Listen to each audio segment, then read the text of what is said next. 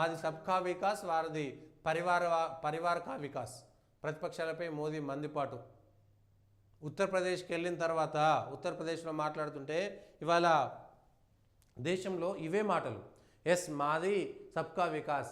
మిగిలిన ప్రాంతీయ పార్టీలు ప్లస్ కాంగ్రెస్ పార్టీ కూడా గాంధీ కుటుంబానికి సంబంధించింది. మిగిలిన ప్రాంతీయ పార్టీలన్నీ కూడా వాళ్ళ కుటుంబాలకు సంబంధించి. మొన్న వక్ఫ్కు సంబంధించిన దాంట్లో ములాయం సింగ్, అఖిలేష్ యాదవ్ కూడా ఇదే మాట. మీ రాష్ట్ర అధ్యక్షుని ఎన్నుకోలేకపోతున్నారంటే సేమ్ మళ్ళీ అదే అమిత్ షా, మీరైతేనేమో కుటుంబంలో 3-4 ఉంటారు, కలిసి నిర్ణయం తీసుకుంటారు, మేమేమో కోట్ల మంది మా కార్యకర్తల నిర్ణయం మేరకు మేము అధ్యక్షుని ఎన్నుకుంటాం కాబట్టి మీలాగా మాకు అంత అలక ఉండదు అనేటువంటి మాట చెప్పేసారు. అయిపోయా, ఒకటే దెబ్బకు మీరు ఇంకో 25 సంవత్సరాల పాటు సమాజ్వాదీ పార్టీకి మీరే అధ్యక్షుడిగా ఉండండి అని మీకు ఇచ్చేస్తున్నాను కూడా చెప్పారు. అయిపోయింది. ములాయం సింగ్ యాదవ్ కాకపోతే అఖిలేష్ యాదవ్, కరుణానిధి కాకపోతే స్టాలిన్ కాకపోతే ఉదయనిధి స్టాలిన్. అయిపోయింది. మీ కుటుంబాలకు సంబంధించినటువంటి వ్యక్తులు మాత్రమే మీ పార్టీలకు అధ్యక్షులుగా ఉంటారు.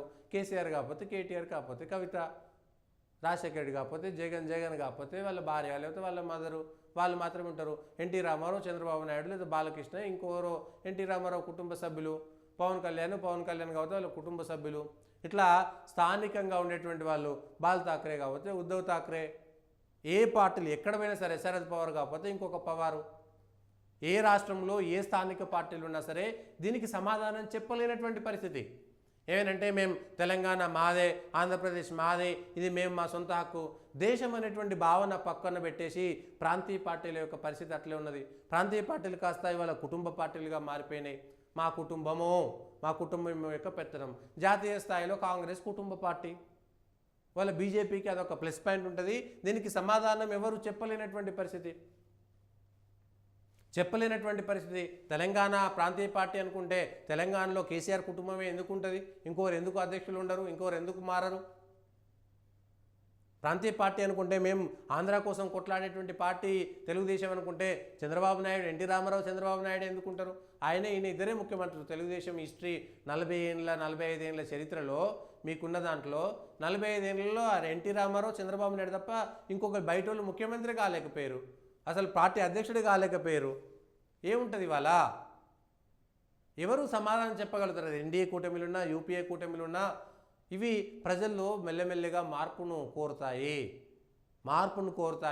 ప్రజలు కూడా ఆ దిశగా వెళ్తారు. సమాధానం చెప్పలేరు. ఎప్పటికైనా సమాధానం చెప్పలేరు. మీరు ఎక్కడికి పోయినా సమాధానం చెప్పలేరు.